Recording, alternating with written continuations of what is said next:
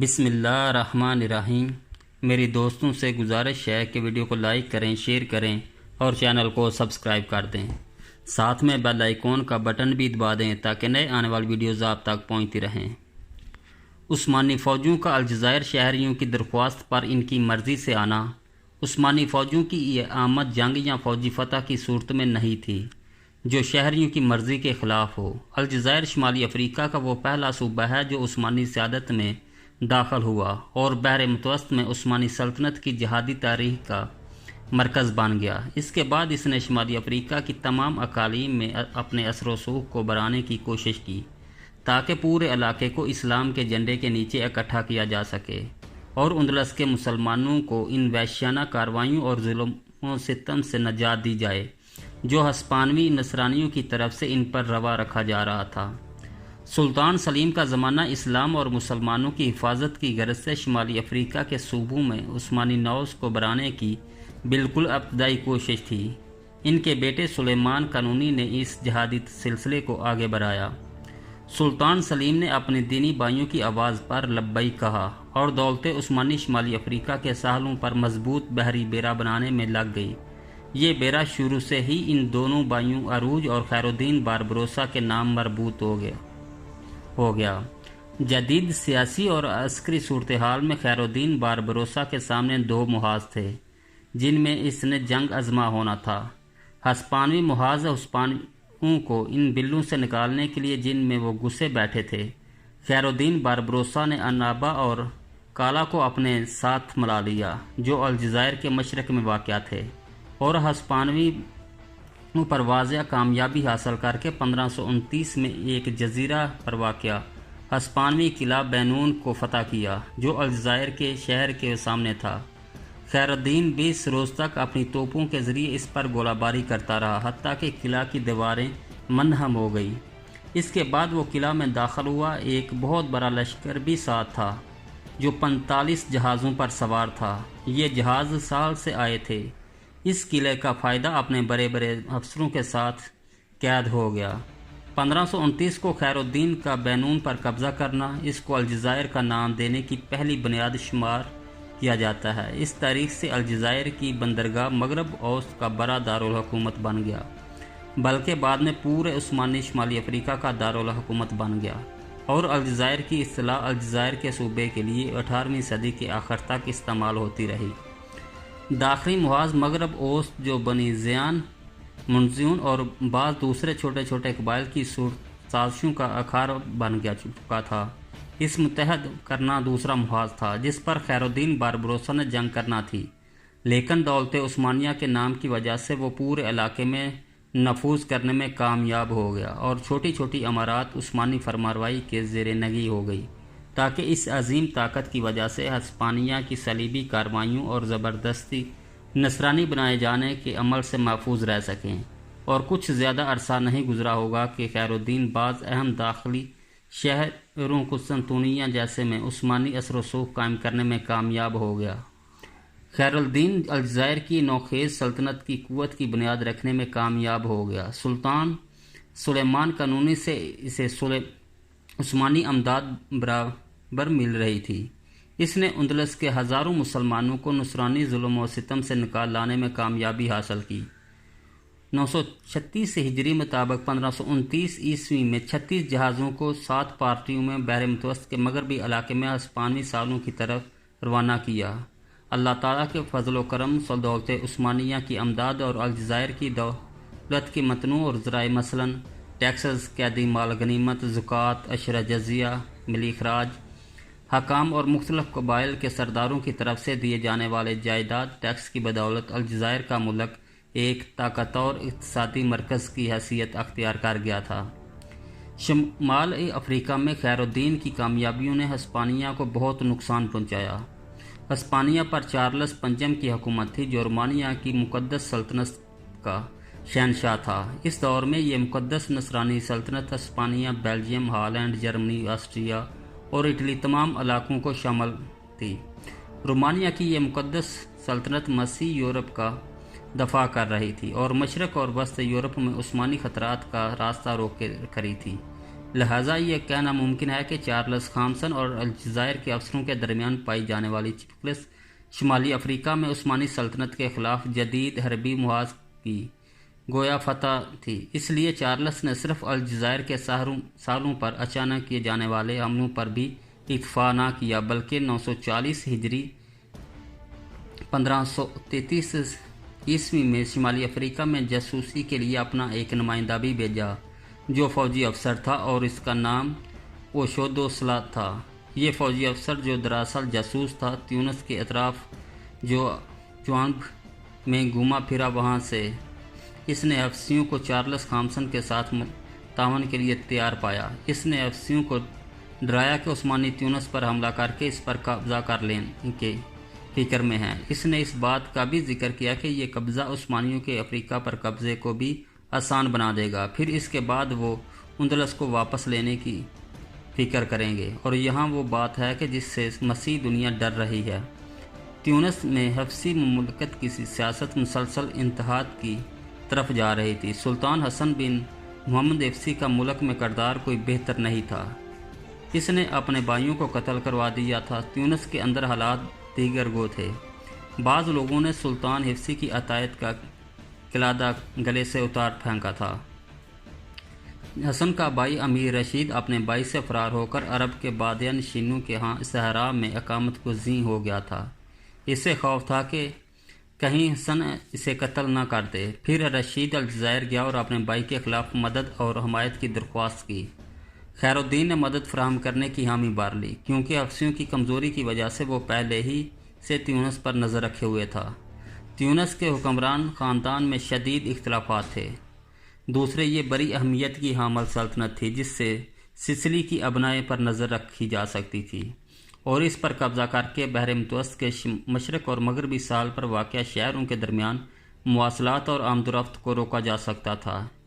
اس کے علاوہ خیر الدین کا یہ خواب بھی شرمندہ تعبیر ہو سکتا تھا کہ مغربی علاقوں کو دولت عثمانیہ کی فرمانروائی کے تحت جمع کر دیا جائے تاکہ اندلس کی واپسی ممکن ہو سکے۔ بلگراد پر قبضے کے بعد سلیمان قانونی نے پختہ ارادہ کر لیا کہ وہ تمام لشکروں کو لے کر اسپانیہ کی طرف سفر کرے گا تاکہ اس پر قبضہ کرے۔ سلطان نے مناسب سمجھا کہ کسی ایسے بااعتماد آدمی کا ساتھ ہو جو وہاں کے حالات سے واقف ہو۔ قرہ فعال خیر الدین کے نام نکلا، کیونکہ سلطان خیر الدین کی شجاعت و بہادری سے واقف تھا اور جانتا تھا کہ وہ ان علاقوں میں کئی حملے کر چکا ہے اور شمالی افریقہ کے کئی عرب علاقوں کو فتح کر چکا ہے۔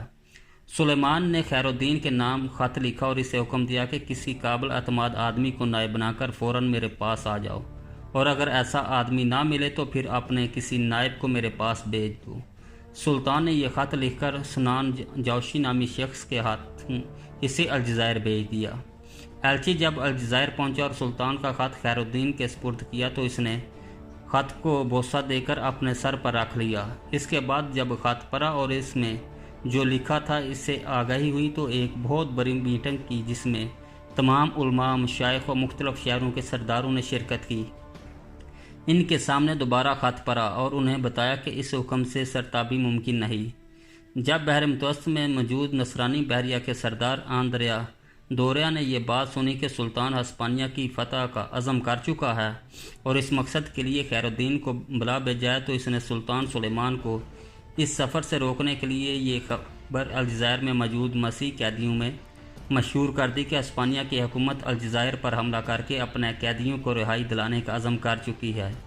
اس خبر کو سن کر قیدی بہت خوش ہوئے اور انہوں نے خیر الدین کے خلاف بغاوت کر دی۔ خیر الدین نے خیال کیا کہ بھلائی اسی میں ہے کہ ان تمام قیدیوں کا قصہ پاک کر دیا جائے تاکہ اس فتنہ سے خلاصی ہو۔ اس نے الجزائر کے اندر ضروری انتظامات کیے اور نئے قلعے تعمیر کیے تاکہ سلطان کی پوری طرح فرمان برداری ہو سکے۔ 940 ہجری مطابق 1533 عیسوی کو خیر الدین استنبول کی طرف عازم سفر ہوا اور حسن آغا تویشی کو اپنا قائم مقام مقرر کیا، جو ایک نہایت ذہین، جید عالم اور صالح انسان تھے۔ خیر الدین نے بحر متوسط میں سفر کرتے ہوئے مشرق کی راہ لی۔ اس کے ساتھ 44 جہاز تھے۔ راستے میں مورا کے قریب اس کی مڈ بیر آل آسبرج کے بحری بیڑے سے ہو گئی۔ خیر الدین نے اسے شکست دی اور آگے بڑھ گیا۔ سفر کرتے وہ بیرازون کے شہر میں پہنچا۔ شہر کے لوگ خیر الدین کی آمد کا سن کر بہت خوش ہوئے۔ انہیں خوف تھا کہ آندریا دوریا ان کے شہر پر حملہ آور ہو جائے گا، لیکن آندریا کو جب معلوم ہوا کہ خیر الدین اس علاقے میں آ چکا ہے تو وہ فرار ہو گیا اور بیرازون سے بہت دور نکل گیا۔ خیر الدین یہاں سے بھی آگے بڑھتا گیا۔ اس کے بعد اس کے جہاز قلعہ وارانہ پہنچے، جہاں اچانک انہیں سلطان سلیمان قانونی کے بحری بیرا نظر آیا۔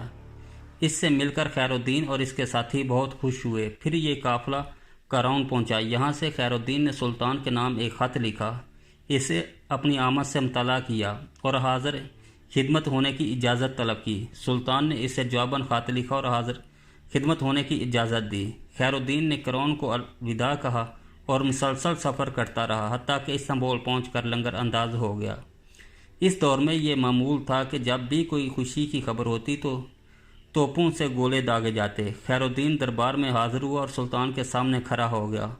سلطان نے جرأتمندانہ کارروائیوں پر اسے اور اس کے ساتھیوں کو خلعت بخر دینے کا حکم دیا، انہیں اپنے ایک محل میں ٹھہرایا اور خیر الدین کو دارالصاف کی نگرانی کا کام سونپا کر اور اسے کبودان پاشا یعنی وزیر بحریہ کا خطاب دیا تاکہ اسے سلطان کی آمد کرنے کی تمام اختیار حاصل ہو جائیں۔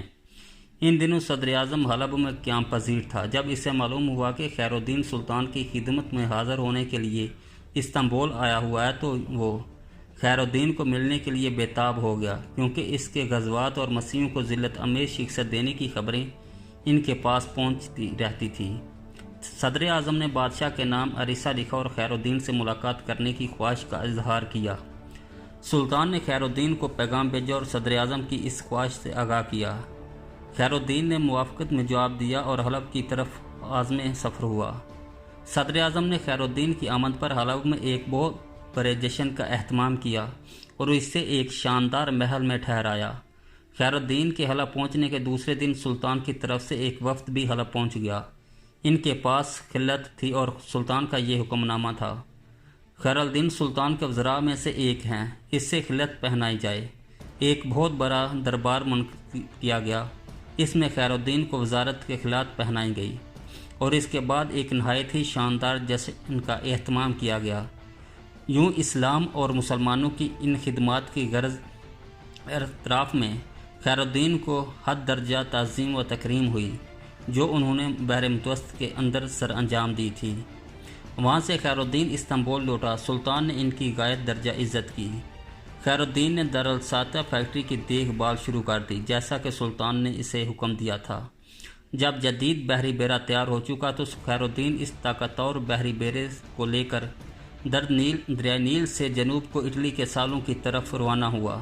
وہاں سے بہت سے لوگوں کو قیدی بنایا، شہروں کو تاراج کیا اور ساحلوں پر غارت گری کی۔